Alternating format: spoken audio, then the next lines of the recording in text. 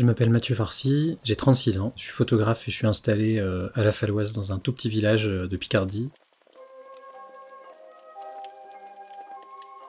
La série Je n'habitais pas mon visage a commencé de deux manières. D'un côté, j'ai un copain qui est chirurgien de la face et qui me disait « mais tu sais, il n'y a rien qui existe en fait sur la reconstruction du visage, à part quelques séries mais qui sont vraiment très violentes où on voit directement des visages très abîmés. » Et puis la seconde, c'est quand j'ai commencé à être photographe, je me suis demandé comment est-ce qu'on pouvait arrêter de faire des sujets sur quelque chose et faire des sujets avec. Et donc là, c'était une super manière de me dire je vais travailler avec quelqu'un plutôt que travailler sur la défiguration. Et en fait, je crois que le fait d'être co-auteur, ça te met une éthique hyper carrée, quoi. Tu peux pas te dire, tiens, je vais raconter ça comme ça de manière un peu plus dure que ce que c'est vraiment, ou de manière un peu trash. Eux, ils te disent, non, tu peux pas faire ça, quoi. Et en même temps, on se demandait quel duo on allait créer. Donc, il y en a qui m'ont demandé d'être photographe, il y en a qui m'ont demandé de faire de la poésie, il y en a qui m'ont passé des commandes. Mais à chaque fois, c'était un duo artistique qui se fabriquait. Quand on travaille avec des gens qui sont défigurés, la première limite, c'est qu'ils veulent pas être photographiés. Et donc, on est obligé de se demander ensemble comment est-ce qu'on va imaginer une image qui va vous représenter. La première personne avec qui j'ai travaillé, c'est Philippe, qui a perdu son nez suite à un cancer. La deuxième personne que j'ai rencontrée, c'est Anna, qui est une jeune femme qui a perdu la moitié de la face dans un cancer aussi. Ensuite, j'ai rencontré Samia. Samia, elle m'a dit « je suis tombée malade en hiver et j'ai guéri au printemps ». Donc à partir de ça, qu'est-ce qu'on peut imaginer comme photographie ? Ensuite, j'ai travaillé avec Béatrice. Elle, on s'est rencontrés une fois que sa reconstruction a été faite. Et donc il y avait tout un ensemble de questions autour de est-ce qu'il faut que j'assume ce qui m'arrive ou pas ? Comment est-ce que je me cache ? Est-ce que je peux ressortir ?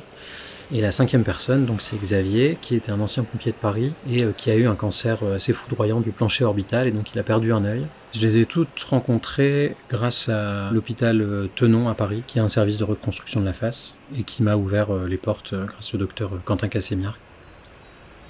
Jusqu'à il y a 2 ans, ce travail s'appelait Méduse. Ça m'a bien servi au début parce que la Méduse, c'est vraiment ce personnage mythique qui peut ni voir ni être vu, quoi. Et après, je me suis dit, mais c'est pas possible, on peut pas garder un titre aussi violent. Et je suis retombé sur un entretien qu'on avait fait avec Samia, qui me disait, il y a une période dans ma vie où je n'habitais pas mon visage, quoi. Tellement j'étais abîmé, et il me servait plus de lien aux autres et de lien à moi, quoi. Et donc, c'était une évidence, c'est vraiment un très beau titre. Chair à canon, c'est un peu le diapason du reste du travail. C'est signifier cette défiguration en protégeant les individus. Et c'est des images de soldats et de soldats de la Première Guerre mondiale. Donc il y a cette grande bande noire qui vient occulter la partie qui est défigurée. Donc qui signifie ce manque, ce trouble, et en même temps qui protège les gens parce que les spectatrices et les spectateurs sont plutôt invités à imaginer un visage réparé et à pas se projeter dans la blessure, quoi. Quand la personne que tu rencontres, il lui manque la moitié du visage, ton cerveau il s'arrête, quoi. C'était pour ça Méduse, quoi. T'es pétrifié complètement.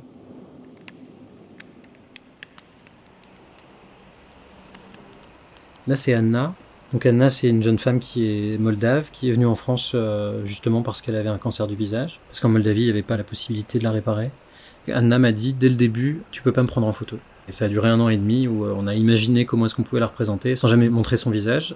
Et un jour, elle m'a dit, tu sais, c'est quand même dommage qu'on travaille ensemble et que tu me photographies pas. Je dis, oui, effectivement. Et on s'est entendu pour qu'elle me passe des commandes. Ce jour-là, elle me dit, j'aimerais bien apparaître dans un miroir brisé. La question du miroir avec toutes les personnes avec lesquelles j'ai travaillé, c'est quelque chose de central. Comment je me vois dans le miroir, comment le monde me voit, c'est vraiment quelque chose de très important. Donc je suis arrivé avec un petit miroir qu'on a brisé chez elle, qu'elle a recollé et qu'elle a mis devant son visage. Et je pense que c'est une des photos qui représente le plus Anna. C'était une jeune femme qui s'était beaucoup construite sur sa beauté, qui a fait du mannequinat en Moldavie, et donc qui a eu un visage vraiment très très abîmé.